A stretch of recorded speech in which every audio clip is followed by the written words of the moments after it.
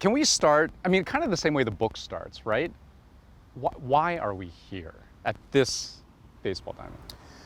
Well, I start the book talking about an experience I remember playing on this actual diamond right behind us. I was playing in the local softball league, and I was coming up to plate, and the kids on the other team made a noise, a cat call, as you often would hear at the baseball diamond. But this one was particularly, pardon the pun, reserved for me. You know, they were war whooping. They were making this war whooping sound with their mouths. Are you kind of clapping your hand against your mouth? Yeah, you got it. Right. Ah, la, la. That's the exact thing they were doing. Right. If you can imagine an entire team doing it. You know, for me, I think it was the first time I understood that who I was going to be understood by others differently than I was going to understand it, and that they already had a predetermined idea of who I was based on the fact that I was Indigenous.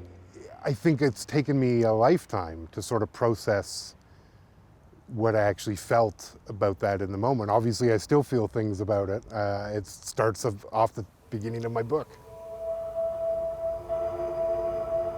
It's the first line, in fact. I remember the exact moment I learned I was an Indian, a twisted understanding of his place in the world, when Jesse was just 10 years old, standing over home plate.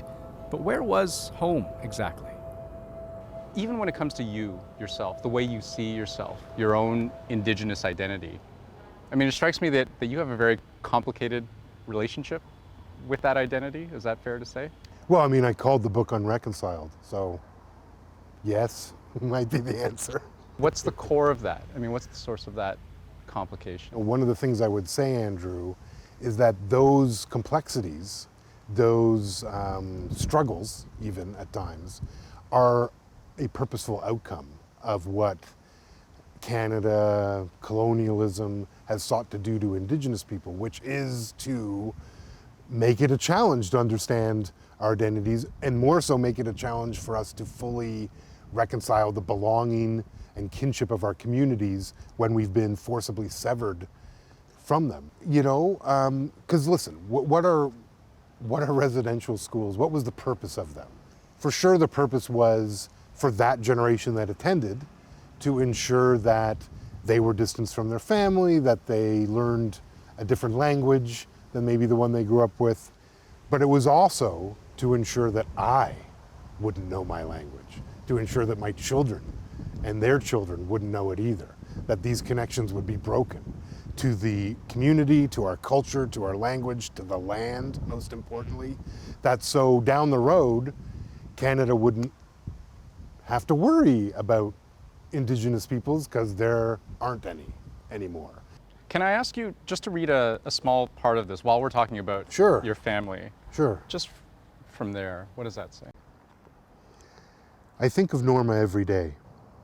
I feel an enormous obligation to do right by her, an obligation I believe the rest of this country should feel as well. And I know at a deep level that everything she lost, everything my family lost, can never be replaced. I'm trying to live a life that honors hers. She is owed that and so much more.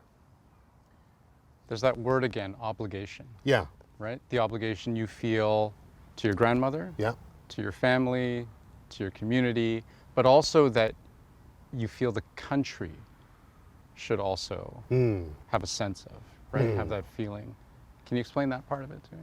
The country is a weight for many of us. It's like a blanket that we have to carry. And I would suggest Indigenous people carry maybe the heaviest of parts of this blanket for the country. But a lot of folks don't carry it at all. They walk on top of this blanket, only adding to the burden. So on that question, Yeah. the subject of reconciliation. Sure. I mean, the book is called Unreconciled. Yeah. Reconciliation is a word or a buzzword, perhaps, that we've heard an awful lot of, you know, maybe particularly from our re-elected Prime Minister, Justin Trudeau. You're laughing, why is that? Because he's just the leader of a party. So like, it's not like I singled him out, because it wasn't a single party that ruled over the entirety of the residential school system. Right. It wasn't a single party that has reigned since then and not done a lot about it. about the legacy, right? It's so judging one political party, like, it's a shell game. Because what we're fundamentally, in the end, trying to reconcile is Canada itself, the thing, the state. The country was formed without our inclusion. It was formed without it. We're still struggling in 2021 with that reality. Knowing the constraints that you've outlined of the system and the system in which we're operating, what does the realist in you tell you is the way forward? What do we do from this point on? I'm not sure I have an answer for Canada. And I'm not sure it's my job to have an answer for Canada. Right. But certainly what I would see is that I'm increasingly interested in making sure Indigenous people, that we invest in ourselves, that we get the state to invest in us, that my message to the state would be to invest in our success in the same way that Canada has historically invested in taking our land, our culture, and our language and our communities from us. Because I firmly believe that the future of Canadian success is inextricably intertwined with the future of Indigenous peoples and our future success, as it has always been. And the understanding that that is the way it is and has to be is what this country ultimately has to come to grips with. And when it does, it will realize that investing in us, making sure we're healthy, happy, has always been the actual secret to Canada. You know, you asked me what the future was. I know sort of what the future is for Indigenous folks, because it's the same as the past. This is the trick we can play. It's not a trick though, it's just truth, which is, well, we were here before, we'll be here after. Jesse, thanks so much for the conversation. Thank you so much for the time, Andrew. Miigwech. Miigwech.